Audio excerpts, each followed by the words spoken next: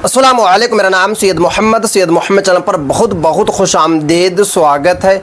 जो नए वो चैनल को ज़रूर सब्सक्राइब कर लें, वीडियो को लाइक एंड शेयर ज़रूर करें। नीतीश कुमार साहब का शुक्रिया। बिहार मदरसा बहाली को लेकर वेब पोर्टल तैयार। आपको पता है कि परसों एक ऑफिशियल नोटिफिकेशन को जारी किया गया। उस ऑफिशियल नोटिफिकेशन में ये बताया गया कि बिहार के जितने भी अनुदानित मदरसा हैं, जिसको बिहार सरकार पेमेंट दे रही है, उन सभी मदारिस में असातिज़ा किराम की नियुक्ति होगी, असातिज़ा किराम की बहाली होगी। इसीलिए मैं नीतीश कुमार साहब का शुक्रिया अदा कर रहा हूँ।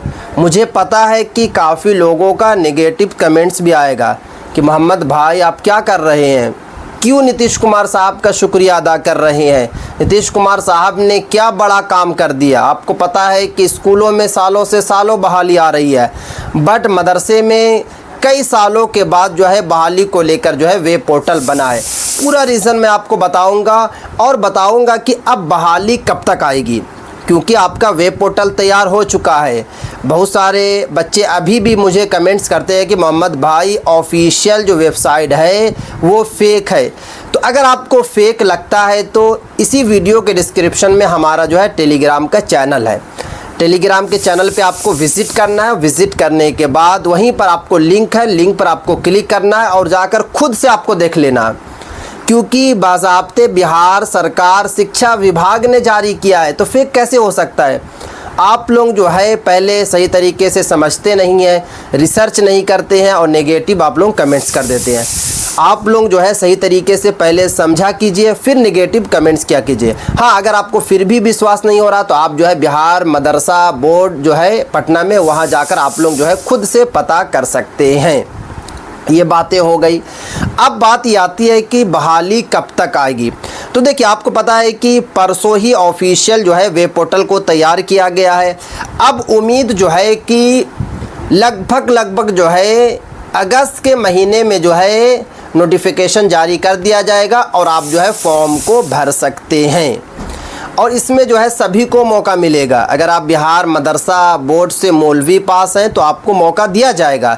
अगर आप बिहार मदरसा बोर्ड से आलिम फाजिल पास हैं तो आपको मौका दिया जाएगा, क्योंकि जो मदारिस में बहाली निकाली जा रही है तो सिर्फ़ और सिर्फ वो हाफिज़ के लिए या फिर मौलवी अस्तर की बहाली नहीं निकाली जा रही है, अलग अलग कैटेगरी की बहाली निकाली जाएगी। जैसे कि अगर मैं बात करूं, मौलवी अस्तर के जितने भी मदारिस हैं सभी मदारिस में बहाली होगी, बट कंडीशन ये है कि अनुदानित मदरसा हो। आपको पता है कि लगभग काफ़ी ऐसे मदारिस हैं जो गैर अनुदानित है, यानी कि कई सालों से उनको पेमेंट नहीं मिल रही है, तो वहाँ पर बहाली नहीं होगी। मैं आपको पहले बता रहा हूँ, क्योंकि उस वाले जो ऑफिशियल नोटिफिकेशन है जो शिक्षा विभाग की तरफ से जारी किया गया, उसमें साफ साफ बता दिया गया।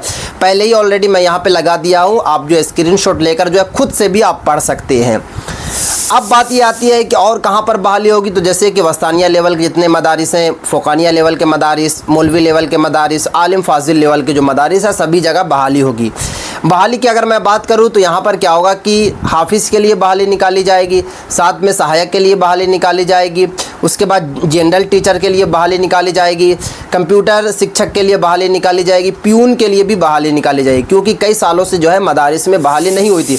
इसलिए बिहार सरकार लगभग 7 से 8 कैटेगरी की शिक्षकों की नियुक्ति मदरसे में निकालने वाली है। जैसे आपको पता है कि स्कूल में निकलती है, अलग अलग पद के लिए अलग अलग बहाली निकलती है। जैसे कि हिंदी के लिए निकलती है, इंग्लिश के लिए निकलती है, उर्दू के लिए निकलती है, साइंस के निकलती है। तो सेम मदारिस में भी इसी तरीके से बहाली निकाली जाएगी।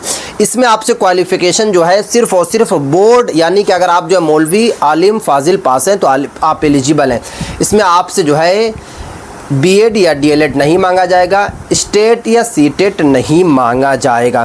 क्योंकि कुछ बच्चों का ये भी कमेंट्स आ रहा था कि मोहम्मद भाई हम तो मौलवी पास हैं, बट हमारे पास अदर कुछ और डिग्री नहीं है, जैसे कि हम बीएड या डीएलएड नहीं किए हुए हैं, हमारे पास सीटेट स्टेट क्वालिफाइड हम नहीं हैं, हम आगे भी नहीं पढ़ा, जैसे कि ग्रेजुएशन नहीं किए हुए, आलिम नहीं किए हुए हैं, हम कि फाजिल नहीं किए हुए, तो क्या हमें मौका मिलेगा? तो देखिए, मौका आपको मिलेगा। अगर आप जो है कि किसी मदारिस से अगर आपने आला तालीम लिया है, यानी कि अगर आपने आलमियत कर लिया है, जैसे कि बहुत सारे ऐसे हैं जो नदवा से जिनकी फ़रागत है, जो आलिमियत की हैं, बहुत सारे ऐसे हैं जो मदरसा अशरफिया से की हैं, बहुत सारे ऐसे हैं इनकी फ़रागत जो है दारुल उलूम देवबंद से है, मुज़ाहिर उलूम से या फिर अक्कल कुआं से है।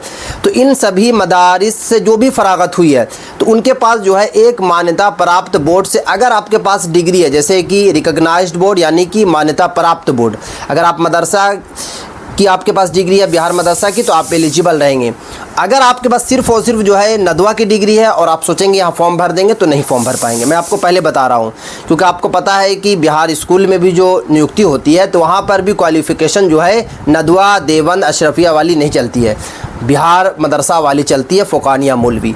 तो आप लोगों को ये भी याद रखना है, क्योंकि काफ़ी लोगों का मैसेज ये भी आ रहा था कि मोहम्मद भाई हमारी जो है दारुल उलूम देवबंद से फ़रागत है, अशरफिया मदरसे से फ़रागत है, तो क्या हमें मौका मिलेगा? मौका मिलेगा, बट आपके पास जो है मान्यता प्राप्त बोर्ड्स की भी डिग्री होनी चाहिए, ना कि नदवा और देवबंद से आपका यहाँ पर नियुक्ति होगी। तो अब बात ये भी आती है कि और आपको क्या क्या कागजात जो है रेडी रखना होगा। तो देख, कागजात में जो बेसिक कागजात होता है, जैसे कि आपको पता है कि 10th 12th की सर्टिफिकेट होना चाहिए, साथ में वस्तानिया की सर्टिफिकेट होना चाहिए, साथ में आपके पास जो है आधार कार्ड होना चाहिए, सब में नाम मैच होना चाहिए। उसके बाद अगर आप जो है EWS कैटेगरी से आप आते हैं तो EWS होने चाहिए, अगर आप OBC कैटेगरी से आते हैं तो OBC के आपके पास ये सर्टिफिकेट होना चाहिए, अगर आप जो है जनरल कैटेगरी से आते हैं तो आपके पास किसी तरीके कोई भी सर्टिफिकेट की ज़रूरत नहीं है। EWS अगर आप चाहेंगे तो बनवा सकते हैं जनरल वाले, ताकि जो है कट ऑफ आपका थोड़ा सा नीचे हो जाएगा। अब बात ये भी आती है कि इस बहाली के लिए जो है क्या क्या क्राइटेरिया होगी। तो देखिए, इसमें जो अभी बताया ये गया नोटिफिकेशन में कि नई नियमावली से बहाली होगी। नई नियमावली का मतलब कि जो 2022 में नई नियमावली बनाई गई थी, सेम उसी प्रोसेस से जो है बहाली होने वाली है। मतलब ये कि आपको इंटरव्यू देना पड़ेगा, और इंटरव्यू के बाद ये भी बताया जा रहा है कि आपका जो 10th और 12th का जो मार्क्स होगा उसका जो है परसेंटेज बनाया जाएगा, और परसेंटेज बनाने के बाद जो है फिर आपका इंटरव्यू वाला मार्क्स और परसेंटेज को मिलाकर देखा जाएगा कितना नंबर आ रहा, उसी के हिसाब से जो है मेरिट लिस्ट को जारी किया जाएगा। अभी तक यही अपडेट आ रही है, अंदर की जो अपडेट है यही अपडेट है, नोटिफिकेशन में भी यही बताया गया। हो सकता है कि कुछ सरकार चेंज करे, क्योंकि आपको पता है कि अभी फॉर्म नहीं भरा जा रहा है, अभी जो है ऑफिशियल जो है नोटिफिकेशन भी नहीं आई है, पूरा जो नोटिफिकेशन आती है 3 से 4 पेज का वो भी नहीं आई है। तो आपको जो है कुछ दिन वेट करना पड़ेगा, उसमें सारा कुछ बताया जाएगा।